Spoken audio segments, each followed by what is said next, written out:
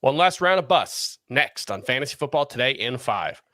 Welcome to FFT in 5. I'm Chris Towers. I'm here with Dave Richard, and we are talking about busts for the 2023 fantasy football season. And I feel like every year it kind of gets harder for me to come up with a list of busts because, early on in the process, I'm looking back at the bust list that I did in like late July, and I had like Michael Pittman's ADP was 63, while on CBS Sports Leagues, he's around 100 now.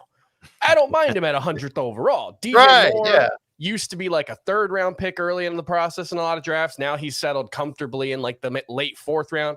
No problem with that. But a couple of guys that I have as a bust, and I think you're going to agree with at least one of them. So I'll start out with Joe Burrow, 33.6 ADP in CBS fantasy leagues. When you look at the rest of the quarterbacks, it's actually not so bad. He's like a round ahead of Justin Herbert. I think they should probably be pretty close, so I'm fine with that. But a third round pick for a currently injured Joe Burrow, that just seems a little hard to justify, even if we don't expect him to miss week 1 at this point, and we don't really expect it to linger, but any kind of setback makes that a pretty risky pick. The other one that I feel a little more strongly about is Najee Harris. His ADP is 35.1 in CBS leagues. Again, that's not so bad. You can see an outcome where Najee Harris stays as the starter all year. That offense gets a little better, and he provides a nice return on that investment. But this is a guy with 7 runs of more than 20 yards in 2 seasons. He's had a lot of carries in that time, so just has not been an explosive player, has not been a big-time playmaker, and there's at least a chance that this turns into an Ezekiel Elliott, Tony Pollard situation from last year where Jaylen Warren is just so much more explosive that even though Harris does have a role and plays a big part in their offense, he's just not particularly useful for fantasy while Warren becomes the better player. I know you're all in on Warren. Do you agree on Harris as a bust? We do. I have him as a late round 5 pick. I really want nothing to do with him. He's the lowest of the low-end RB2s in my full PPR rankings. And Kenneth Walker, James Cook, Miles Sanders, Alvin Kamara. Kamara's going to miss 3 games.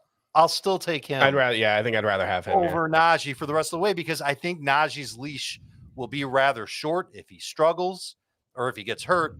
Doors kicked down for Jaylen Warren, and Warren's been the more explosive running back, not just this preseason, but late last season too. So I'm completely on board with that. Let me pick your brain on this one. Sure. I've got Ramondre Stevenson on my don't want to draft list because it's not because of Ezekiel Elliott just stealing touchdowns. That's not it. I think Ezekiel Elliott's going to do more than just steal a few touchdowns. I think he's going to work into the run game a little bit more than we think. And the idea of drafting Ramondre, his ADP on CBS right now is late round 3. Taking a Patriots running back in round 3 just seems like bad business. It seems like you're drafting him close to an upside that's going to be hard for him to get, especially since last year, in his breakout year, played 8 games with Damian Harris. When Harris had at least 10 touches, he averaged 12.5 PPR points per game in those games. In any game he played with Damian Harris, he scored twice.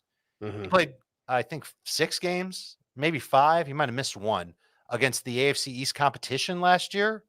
He didn't score once. And now he's taking on that AFC East competition that's gotten better this offseason. I don't know if the offensive line's good in New England. I think the Patriots made moves to improve their passing game, and so they might not need Ramondre to be a target hog. I'm fading him as a round 3 pick. I don't think he's going to be worth it. And then another name that we have to bring him up as a bust, as obvious as it might be, and I need your opinion on this guy, Jonathan Taylor. Yeah. Absolute shot that he's going to miss the entire season, Chris. I'm flabbergasted that it got to this point. I really did not. So stupid. It's really dumb. It never should have gotten to this point. I didn't think he was going to miss time either with the Colts or with someone else. Now he's out the first 4 games. And yeah, like you said, there's now a non-zero chance that this drags on. He clearly does not want to play for the Colts again without a big contract. And they clearly don't want to give him a contract until they see what he looks like in this offense. And so it's a question of who blinks first. And we reached the first deadline. There was a lot at stake for both sides, and neither side blinked. So yeah, it's I ranked him like 75th. Oh, you've got him way higher than me. If you wanted to talk me into him being 100th, I could do that. I could even see like making the case for him being higher because in a best case scenario, it's like a supercharged version of Alvin Kamara where he misses 4 games, but then he comes back, everything's right, and he's a top 5 running back the rest of the way. So he's a really hard player to draft. It comes down to your personal level of risk aversion, but I certainly couldn't take him anywhere close to where I was taking him, a week ago. And I think the only way you take him with a round 5 pick, and I'm just throwing that round out there because that seems early, is if you believe in your heart of hearts that he's going to get traded. He would be worth a round 5, if not a round 4 pick, if we're getting 13 games of him on a different team. Yep. And now it looks like we don't know if he's going to play for any team in 2023. It's a very frustrating situation. Do you have any other bust picks before we go? I'll just give you names. I think DK Metcalf is getting drafted just a shade too high. You said Joe Burrow's getting drafted too high. Lamar Jackson, too rich for my blood, given his last 3 years on a per game basis. Kenneth Walker still going a little bit too high. George Kittle, Chris. Yeah.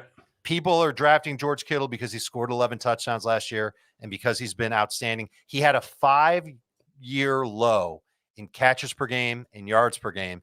And in the 5 games he played, including the playoffs, with Purdy, McCaffrey, Debo, Ayuk, he averaged about 4 targets a game. I think it was a 12% target share. It was really, really low. It's really concerning. You could spin that stat any way you want, and it still looks like total puke. Do not take George Kittle as a top 50 pick. All right. That's going to do it for FFT and 5. We'll see you tomorrow.